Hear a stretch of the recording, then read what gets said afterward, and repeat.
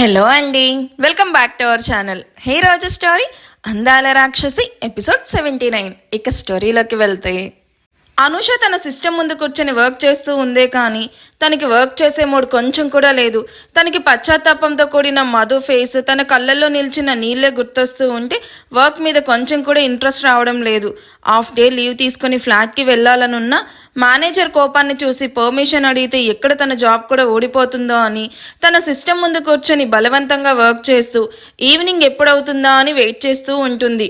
Office time ఎప్పుడవుతుందా అని wait చేస్తూ ఉన్న తనకి ఈవినింగ్ అవ్వగానే ఫాస్ట్గా తన బ్యాగ్ తీసుకొని సిస్టమ్ ఆఫ్ చేసి తన చైర్ నుండి పైకి లేచిన అనూషకి, మేడం మిమ్మల్ని ప్రసాద్ రమ్మని చెప్పి పిలుస్తున్నారు అని ప్యూన్ వచ్చి చెప్పడంతో టెన్షన్గానే మేనేజర్ క్యాబిన్లోకి వెళ్తుంది. మేనేజర్ క్యాబిన్కి అయితే వచ్చింది కానీ ఎక్కడ మేనేజర్ తన జాబ్ కూడా లేదు అని అంటాడు అని భయంతోనే సార్ అంటూ మెల్లగా గొంతు విప్పుతుంది. ప్రసాద్ అనూషని చూసి, చూడమ్మా అనూష, నీ ఫ్రెండ్ కమ్ కొలీగ్ మధులిక చేసిన నిర్వాకం కారణంగా ఆయుష్ గారితో నేను అనరాని మాటలు పడాల్సి వచ్చింది. నిజానికి ఆ అమ్మాయి అలా చేస్తుందని నేను కూడా అనుకోలేదు. మనమేంటో తెలుసుకొని మన లిమిట్స్లో మనం ఉంటే అందరికీ బాగుంటుంది. అలా కాదని ఆకాశానికి నిచ్చెన వేయాలి అని చూస్తే నీ ఫ్రెండ్ లాగా రోడ్డు మీద నిలబడాల్సి వస్తుంది. ఆయుష్ సార్ ఎక్కడో ఉంటాడు, ఇక్కడ మనం ఏం చేస్తున్నా చూడడం అని మీరు అపోహ పడితే అది మీ పిచ్చితనం అవుతుంది. ఎందుకంటే ఆయుష్ గారు ఎంత దూరంలో ఉన్నా ఆయన ప్రతి విషయాన్ని తెలుసుకుంటూనే ఉంటారు. ఇంకా నీకు కానీ నీ ఫ్రెండ్కి కానీ అలాంటి ఆలోచన ఉంటే చంపేయండి. ఎందుకంటే ఆయన మంచి మూడ్లో ఉన్నాడు కాబట్టి జస్ట్ జాబ్ మాత్రమే తీసేశారు. బ్యాడ్ మూడ్లో కానీ ఉండుంటే సర్టిఫికేట్ మీద రెడ్ ప్రింట్తో సైన్ చేసి మీకు వైజాగ్లోనే కాదు మరెక్కడ జాబ్ రాకుండా చేయగలరు. బెటర్ నీ ఫ్రెండ్కి చెప్పు, ఇంకెప్పుడు నిశాంత్ సార్ గురించి థింక్ చెయ్యను అంటూ సీరియస్గా చెప్తాడు. సారీ సార్, నేను కూడా మధుకి చాలాసార్లు చెప్పి చూశాను. బట్ తను చాలా మొండిగా బిహేవ్ చేస్తూ ఇక్కడి వరకు తెచ్చుకుంది. ఇప్పటికైనా తన తప్పు తను తెలుసుకుంటుంది. ఇక మీదట తన నుండి ఎటువంటి ప్రాబ్లం రాకుండా నేను చూసుకుంటాను sir. Good, you may go now. ఈ విషయం చెప్పడానికే పిలిచాను అని చెప్పగానే అనూష అక్కడి నుండి ఫాస్ట్గా బయటకు వచ్చి స్కూటీ స్టార్ట్ చేసి అరగంటలో ఫ్లాట్కి చేరుకుంటుంది. ఎన్నిసార్లు బెల్లు కొట్టినా సరే మధు డోర్ ఓపెన్ చేయకపోయేసరికి ఏంటిది, స్కూటీ కిందుంది, ఇది ఇంతసేపు అయినా డోర్ ఓపెన్ చేయడం లేదు, ఏడ్చి ఏడ్చి నిద్రపోయిందా అని తన బ్యాగ్లో స్పేర్ కీతో డోర్ లాక్ చేసుంటే అది ఓపెన్ చేసి లోపలికి వెళ్ళిన అనూషకి హాల్లో మధు ఎక్కడా కనిపించదు. బెడ్రూమ్ నుండి ఫ్యాన్ సౌండ్ రావడంతో పడుకోనున్నట్టుంది అని తన బ్యాగ్ సోఫాలో పడేసి మధు రూమ్ డోర్ ఓపెన్ చేసిన అనూషకి బెడ్ మీద తను హ్యాండ్ కట్ చేసుకొని స్పృహ తప్పి పడిపోయిన మధు కనిపించడంతో షాక్ అయ్యి మధు అంటూ ఫాస్ట్గా వెళ్ళి హ్యాండ్ పట్టుకొని చూడగా రక్తం ధారాళంగా కారుతూ ఉంటుంది. బాగా డీప్గా కట్ చేసుకుంది అని అర్థం అవ్వడంతో తన టేబుల్ డ్రాలో ఉండి మెడిసిన్స్ కిట్ తీసుకొని బ్లడ్ పోకుండా బ్యాండేజ్ వేసి ఫాస్ట్గా బయటకు పరిగెడుతూ పక్క ఫ్లాట్ వాళ్ళ హెల్ప్తో హాస్పిటల్కి తీసుకుని వెళ్తుంది. మోహిత్ అలా తినకుండా మధ్యలోనే వెళ్ళిపోవడం చూసి జోషి మోహిత్ వెళ్ళిన వైపు బాధగా చూస్తూ తను కూడా హ్యాండ్ వాష్ చేసుకోవాలి అని చూస్తూ ఉండగా, జోషి డోంట్ డూ దిస్, వాడికి కొంచెం టైం కావాలి, అంత ఈజీగా వాడు నువ్వు అన్న మాటలు మర్చిపోలేడు, వాడి గురించి నేను చూసుకుంటాను, నువ్వు లంచ్ చెయ్యి. ఆయుష్ మాటల్లోని బేస్కి ఇంకేం మాట్లాడకుండా సైలెంట్గా 2 ముద్దలు తినేసి ఫాస్ట్గా తన రూమ్కి వెళ్ళి బెడ్ మీద ముడుక్కొని కూర్చొని మొహాన్ని చేతుల్లో దాచుకొని, నా లైఫ్ను నేనే ఇలా చేసుకున్నా, ఏం చేస్తే నాతో ముందులా ఉంటావు మోహిత్ అని మౌనంగా తనను తానే ప్రశ్నించుకుంటూ ఏడుస్తూ ఉంటుంది. ఆయుష్ ఆశి తినే వరకు కంపెనీ ఇచ్చి తను తిన్న తర్వాత ఆశి చేతిలో మోహిత్కి తినిపించమని ప్లేట్ పెడుతూ ఇవన్నీ వాడి ఫేవరెట్ ఐటమ్స్, వెళ్ళి వాడికి ఇవ్వు అని చెప్పి దియాతో టైం స్పెండ్ చేయడానికి తనని ఎత్తుకొని దియా కోసం స్పెషల్గా అరేంజ్ చేసిన ప్లే రూమ్ వైపు అడుగులు వేస్తాడు. విక్రమ్ కాసేపు బయటికి వెళ్ళొస్తా ఆశి అని ఎంగేజ్మెంట్ అయిన తర్వాత ఇప్పటి వరకు ప్రణవికి ఏం గిఫ్ట్ చేయలేదని గుర్తొచ్చి తన కోసం గిఫ్ట్ తీసుకురావడానికి జ్యువెలరీ షాప్కి వెళ్తాడు.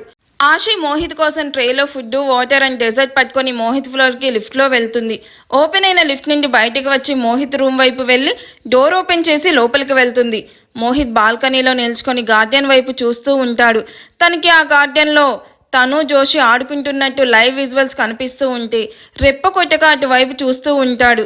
జోషి మోహిత్కి అందకుండా పరిగెడుతూ మోహిత్ క్యాచ్ మీ అని నవ్వుతూ తనకి అందకుండా పరిగెడుతూ ఉంటే మోహిత్ జోషి వెనకనే పరుగులు పెడుతూ లాస్ట్కి తనని గట్టిగా పట్టేసుకొని నడుము చుట్టూ చేతులు వేసి చుట్టూ తిప్పుతూ ఉంటే జోషి నవ్వుతూ ఆకాశం వైపు చూస్తూ 2 చేతులు చాపి లవ్ యూ మోహిత్ అని గట్టిగా అరిచి చెప్పి మోహిత్ తనని కిందకి దింపగానే గట్టిగా తనని హక్ చేసుకొని, don't leave me at any situation Mohit, why because I can't live without you అని ప్రేమ నిండిన కళ్ళతో చూస్తూ చెప్తూ ఉంటే మోహిత్ 4 పెదాలు ఒక్కటి చేసి తన ఆన్సర్ను ముద్దుతోనే తెలియజేస్తాడు. అదంతా కళ్ళ ముందు జరుగుతూ ఉన్నట్టు కనిపిస్తూ ఉంటే మోహిత్కి తెలియకుండానే తన కళ్ళ నుండి నీళ్లు జారి తన బుగ్గలను తడిపేస్తూ ఉంటాయి. నిన్ను వదిలి ఉండగలనా అనేంత డీప్గా నిన్ను లవ్ చేశాను జోషి, బట్ ఇప్పుడు నీ ఉనికిని కూడా భరించలేకపోతున్నాను. ఎందుకే నా మనసుని ఇలా చిత్రవాద చేస్తున్నావు? అసలు ఎందుకు వచ్చావు ఇండియాకి? నాకున్న ఈ చెల్లిని కూడా దూరం చెయ్యాలనా? అన్నయ్య అంటూ తన భుజం మీద పడ్డ ఆశి చేతి స్పర్శకి ఉలిక్కిపడి తను చూడకుండా కన్నీళ్లు తుడుచుకొని, హా ఏంట్రా అని వెనక్కి తిరిగి ఆశి చేతిలో ఉన్న ట్రే చూసి, ఎందుకురా మళ్ళీ తీసుకొచ్చావు? నాకు ఆకలిగా లేదు, ప్లీజ్ వెనక్కి తీసుకెళ్ళు అని బెడ్ మీద కూర్చుంటూ మూభావంగా చెప్తాడు. ఆశి మోహిత్ పక్కన కూర్చొని ప్లేట్ చేతిలోకి తీసుకుని, కోపం వదిన మీద అయితే ఫుడ్ మీద ఎందుకన్నయ్య చూపిస్తున్నావు? నీ కడుపు మార్చుకోవడం వల్ల అలా చేస్తే నీ హెల్త్నే కదా స్పాయిల్ అయ్యేది. ఆశి ప్లీజ్ జోషిని వదిన అని పిలవకు, నీకు వదినయ్యే అర్హత తనకి లేదు. పేరుతో పిలువు లేదా తనతో మాట్లాడడం మానేసేయి, అంతేగాని కొత్త బంధాలు కలిపి దూరమైన వాళ్ళని దగ్గర చెయ్యకు, అది ఎప్పటికీ జరగదు. సరే వదినా అని పిలవకూడదు అంతే కదా, ఓకే పిలవన్లే. నువ్వు ఈ ఫుడ్ తింటే నిన్ను ఇంకేం డిస్టర్బ్ చేయను, లేకపోతే తినే వరకు ఇక్కడే ఉంటాను అని ఆశి మొండిగా కూర్చోవడంతో మోహిత్కి నోరు తెరవక తప్పలేదు. మోహిత్తో ఎల్లుండి ఫ్లైట్ టికెట్స్ గురించి మాట్లాడడానికి వచ్చిన సంధ్య డోర్లోనే వాళ్ళని అలా చూసి ఆగిపోతుంది. లండన్లో ఉన్నప్పుడు అషిక డైటింగ్ పేరుతో తినకుండా మారం చేస్తూ ఉంటే మోహిత్ ఇలాగే అషికాకు బలవంతంగా తినిపించడం గుర్తొచ్చి సంధ్యకి ఏడుపు ఆగదు. చిన్న వయసులోనే కూతుర్ని పోగొట్టుకోవడం, తను చనిపోతూ దియాని ఇచ్చి వెళ్ళడం, అల్లుడి ఒంటరితనం గడుపుతూ కూతుర్ని సరిగ్గా పట్టించుకోక కూతురి తలుపులోనే బ్రతుకుతూ దియాని నెగ్లెక్ట్ చేసి ఇండైరెక్ట్గా తనకు హెల్త్ ఇష్యూ వచ్చేలాగా చేస్తాడు. అదంతా గుర్తు రావడంతో అషికాను తలుచుకుంటూ అక్కడి నుండి మౌనంగా తన రూమ్కి వెళ్ళిపోతుంది. ఆశి మోహిత్కి తినిపించి డెజర్ట్ చేతికి అందించి, ప్రేమ నీలోనే దాచుకోవడం కాదన్నయ్య, అలా చేయడం వల్ల ఇద్దరు బాధపడుతూ ఉండాలి.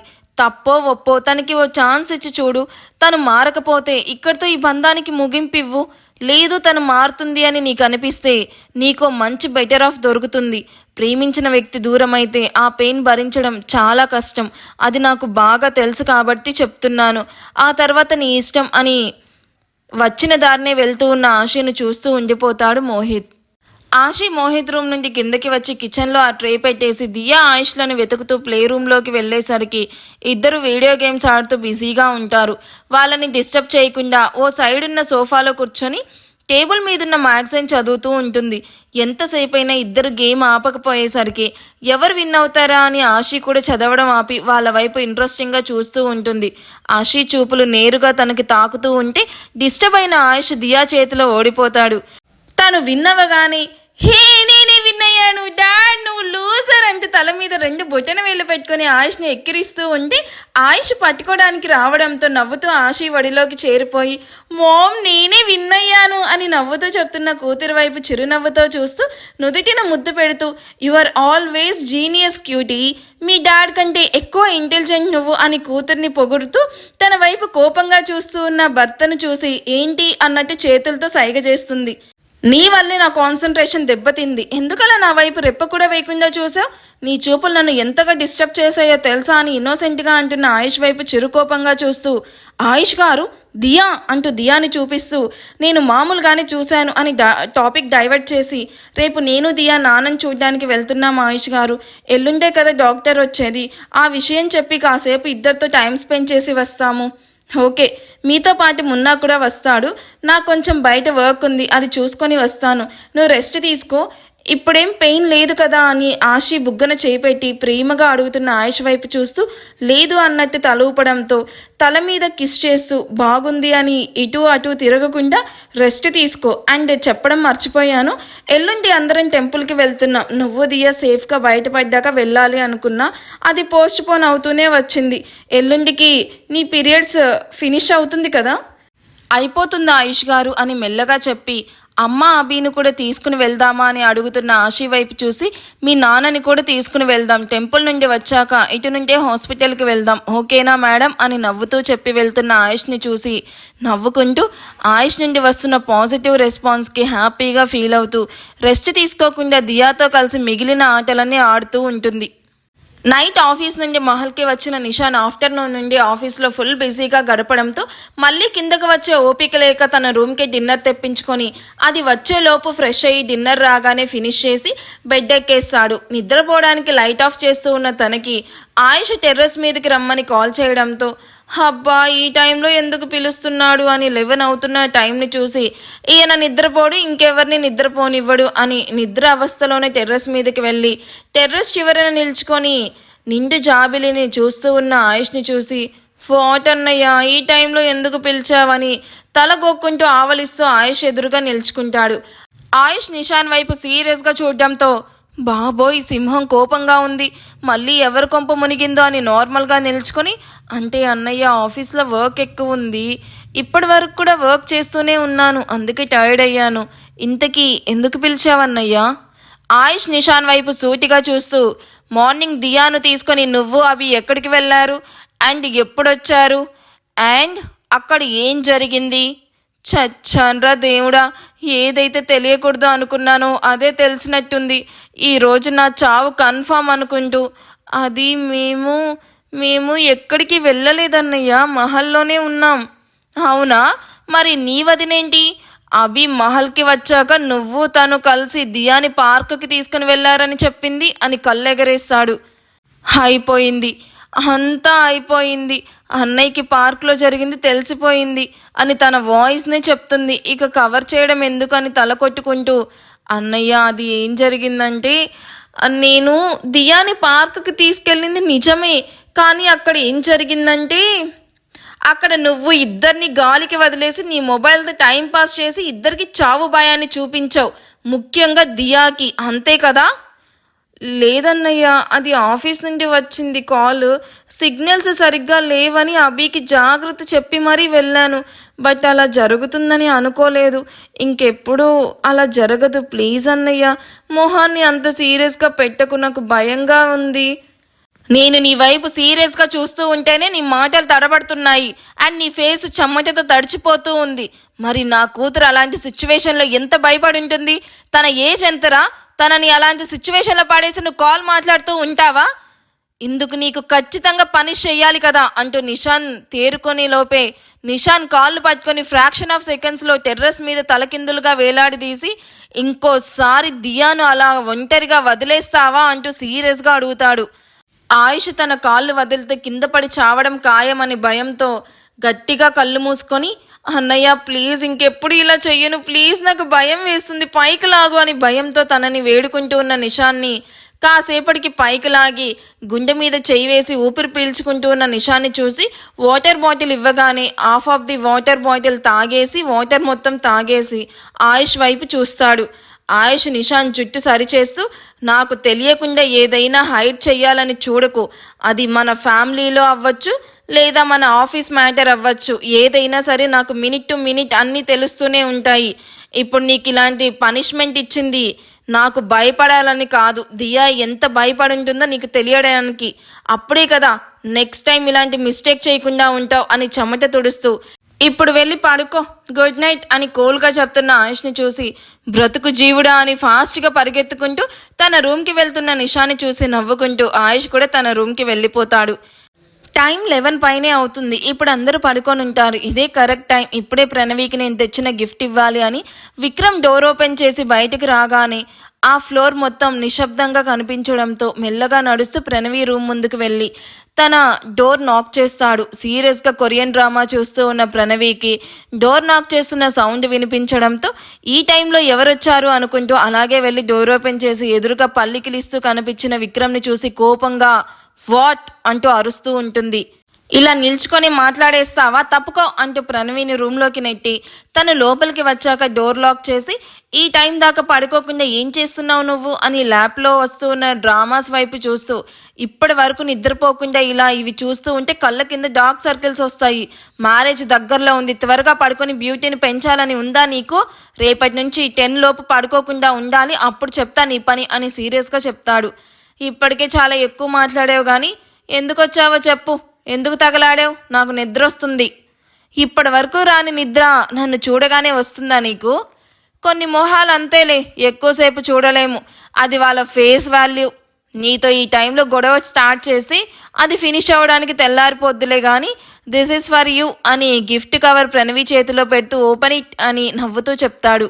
ప్రణవి విక్రమ్ వైపు చూసి ఆ గిఫ్ట్ కవర్లో ఉన్న గిఫ్ట్ను ఓపెన్ చేసి చూడగా కళ్ళు జిగేల్మనిపించేలాగా మెరుస్తూ ఉన్న డైమండ్ నెక్ పీస్ని చూసి ప్రణవి కళ్ళు ఆశ్చర్యంతో పెద్దవవుతాయి.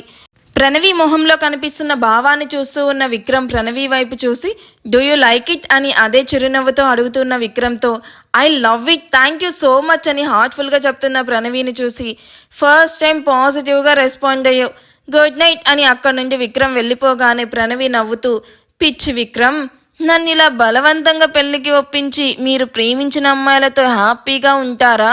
నెవర్. చూస్తూ ఉండు, ఈ డైమండ్ నెక్ సెట్తోనే కొత్తగా వచ్చిన జోషిను దొంగని చేసి మహల్ నుండి నెట్టేసి మీ అందరినూ ఆవిరి చెయ్యకపోతే నా పేరు ప్రణవీనే కాదు అని నవ్వుతూ ఉంటుంది.